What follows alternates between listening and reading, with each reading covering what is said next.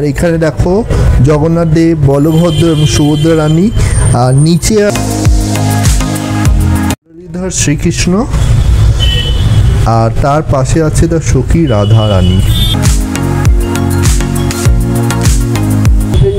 পূজা হয়, শনিবার হয় খিচুড়ি ভোগ, আচ্ছা, বুধবার আর শুক্রবার পোলাও ভোগ, আচ্ছা, বাসন্তী পূজা হয়।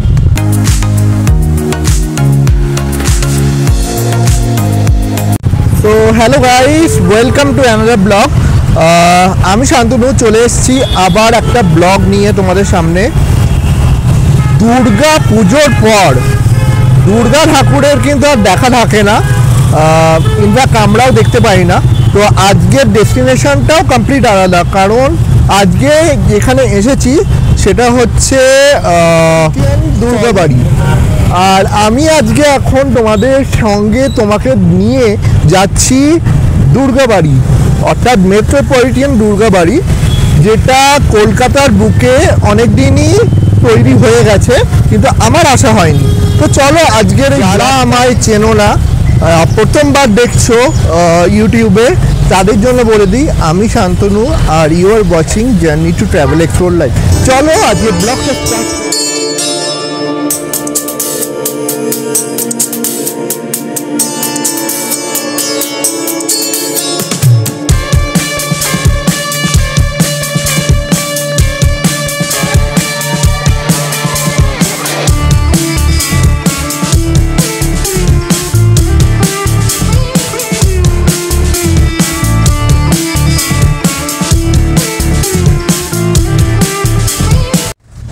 প্রথমে উঠেই যেটা দেখছি, এখানে একটা ঝিল আছে দেখতে পাচ্ছি। দেখো এইখানে মন্দির প্লাস এখানে ঝিল, আর এইখান দিয়ে এক সাইড দিয়ে যদি ঢুকি, একটার পর একটা মন্দির দেখা যাচ্ছে। এই একটা মন্দির, এই একটা মন্দির। আবার সামনের দিকে যে চলে গেছি যাই যদি,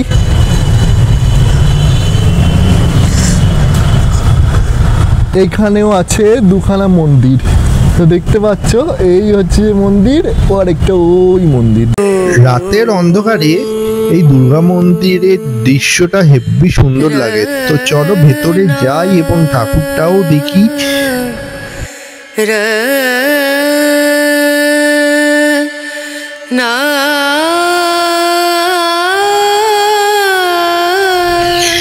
এই দুর্গাবাড়ির যে মূর্তিটি দেখতে পাচ্ছেন দুর্গা ঠাকুরের, এটা এমনি তেমনি মূর্তি নয়, এটা হচ্ছে অষ্টধাতুর মূর্তি। শুধু দুর্গা ঠাকুর নয়, যে রাধা কৃষ্ণটি আছে সেটাও হচ্ছে অষ্টধাতুর। এটা অষ্টধাতুর মূর্তি, আর এটা প্রত্যেক দিন নিত্য পুজো করা হয়।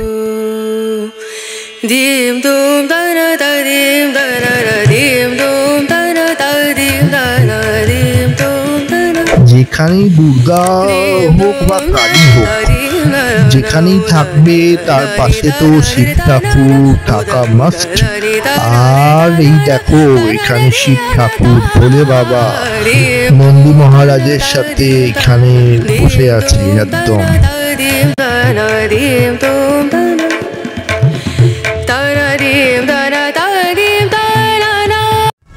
আর এই দিকে যদি আসো, এই দিকে এলে দেখতে পারবে মা ভবতারিণীর মন্দির। আর এই হচ্ছে ভবতারিণীর মন্দির, আর এই হচ্ছে দক্ষিণেশ্বরের সেই মা ভবতারিণী, কলকাতার দুর্গাবাড়িতে। তো দেখো এই হচ্ছে ঠাকুর, এই হচ্ছে মা ভবতারিণী। আর নিচের দিকে যদি একটু দেখাই, দেখো এখানে বিবেকানন্দ আছে, শ্রীরামকৃষ্ণ দেব আছে, তাছাড়া মা সারদা দেবী আছে। তো এক কথায় যদি বলি কিন্তু অপূর্ব। আর এইটা হচ্ছে জগন্নাথ দেবের মন্দির, আর এখানে দেখো জগন্নাথ দেব, বলভদ্র এবং সুভদ্রা রানী, আর নিচে আছে কে গোপাল ঠাকুর, আর এই দিকে হচ্ছে মুরলীধর শ্রীকৃষ্ণ, আর তার পাশে আছে তার সখী রাধা রানী।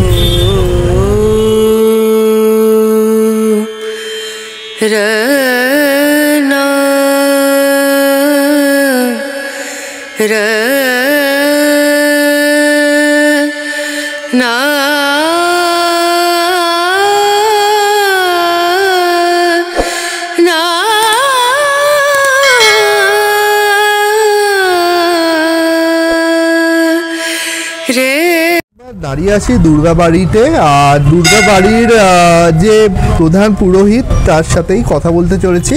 ওনার নাম হচ্ছে বিদ্যুৎ মুখার্জি। তো চলো আর তার সাথে আলাপ করবো, সবই করবো। তো নমস্কার। নমস্কার। তো আপনার নামটা একটু বলবেন তার আগে। আমার নাম বিদ্যুৎ মুখার্জি। মন্দির আছে, এই মন্দির একই সাথে 5টা মন্দির। তার মধ্যে প্রধান মন্দির হচ্ছে দুর্গা মন্দির। দুর্গা মন্দিরের ঠিক ডান দিকে আছে শিব মন্দির। শিব মন্দির। আর দুর্গা মন্দিরের বাঁ দিকেই অ্যাটাচ মা কালীর মন্দির। আর ফ্রন্টের দিকে ডান দিকে হচ্ছে রাধাকৃষ্ণ বা জগন্নাথ মন্দির। আর বাঁ দিকে হচ্ছে বজরংবলী বা হনুমানজি মন্দির। এই 5টা মন্দির আছে। তৈরি করেছেন, ওনার নাম হচ্ছেন জীবন কুমার সাহা। এই মেট্রোপলিটন 57 নম্বর ওয়ার্ডের উনি কাউন্সিলর। 8-9 বছর আগে তো উনি এবার একটা বোর্ড তৈরি করেছেন, একটা বোর্ড গঠন করে তাদের মধ্যে দিয়ে পরিচালিত করছেন এই মন্দিরটা। আমার দুর্গা মা আছে, দুর্গা মা বা কালী বা যে 5টা মন্দির আছে, 5টা মন্দিরে প্রত্যেক দিনই আমাদের 365 নিত্য পূজা হয়। একবারে সন্ধ্যাবেলা আমাদের পূজা হয়, সন্ধ্যা আরতি। ওটা 1 ঘন্টার পূজা হয় 7টা থেকে 8টা। তার মধ্যে 45 মিনিট 7:15 থেকে 8টা পর্যন্ত সন্ধ্যা আরতি হয়। এই হলো ব্যাপার। এবারে দুপুরবেলা আমাদের মায়ের অন্নভোগ হয়। অন্নভোগটা প্রতিদিন হয় এবং সেই ভোগ 1টার পর, ভোগ হয়ে যাওয়ার পর প্রত্যেকটা ব্যক্তি মানে উপস্থিত যে দর্শনার্থী থাকে বা ভক্ত থাকে, উপস্থিত ভক্ত থাকে একটা সময়, তাদের মধ্যে ওই একটাই ভোগ হয়ে যাওয়ার পর ভোগ নিতে গিয়ে অন্ন ভোগ বিতরণ করা হয়। বলি ভোগটা হয় আমাদের 7 দিনের মধ্যে মঙ্গলবার আর শনিবার হয় খিচুড়ি ভোগ। আচ্ছা। খিচুড়ি ভোগের সঙ্গে 5 রকম ভাজা থাকে, চাটনি থাকে, পায়েস থাকে, একটা তরকারি থাকে, একটা সবজির তরকারি থাকে খিচুড়ির সাথে। মঙ্গলবার আর শনিবার খিচুড়ি ভোগ, বুধবার আর শুক্রবার পোলাও ভোগ। আচ্ছা, হয়েছে। আর 4টে দিন গেল, আর থাকে 3টে দিন আমাদের ভাত মানে অন্ন ভোগ, নর্মাল ভাতটা, নর্মাল ভাত ভোগ হয়। ওই একই 5 ভাজা, সবজির তরকারি, ডাল, চাটনি, পায়েস। জিনিস আমি জিজ্ঞেস করব সেটা হচ্ছে আপনাদের তো অনেক হচ্ছে পুজো হয়, আমাদের মানে সারা বছর কিছু না কিছু মানে উৎসব লেগে থাকে। তো আপনাদের কি কি উৎসবে বিশেষ করে বিশেষ পুজো হয় এখানে? বিশেষ পুজো বলতে আমার মায়ের পূজা তো হচ্ছেই। হ্যাঁ। এবারে শুরু থেকে বাসন্তী পূজা হয়। আচ্ছা। বাসন্তী দুর্গা উৎসব যেটা, হ্যাঁ, সেটা যেমন নিয়ম অনুসারে এটা কিছুদিন আগে চলে গেল, কিছুদিন আগে হয়ে গেল বাসন্তী পূজা হয়। হ্যাঁ। তারপরে বাসন্তী পূজা হয়ে গেল। তারপরে আমাদের এই যে কালী আছে, এই কালী পূজাটা আমাদের প্রত্যেক অমাবস্যায় বিশেষভাবে পূজা হয়। প্রতি পূর্ণিমায় আমাদের সত্যনারায়ণের সিন্নি দেওয়া হয়, প্রতি পূর্ণিমায়। আর বিশেষ পূজা বলতে এই আমাদের শুরু হবে রথযাত্রা। এই রথযাত্রা, স্নানযাত্রা থেকে শুরু হবে। স্নানযাত্রা হয়, স্নানযাত্রার পরে রথোৎসব হয়।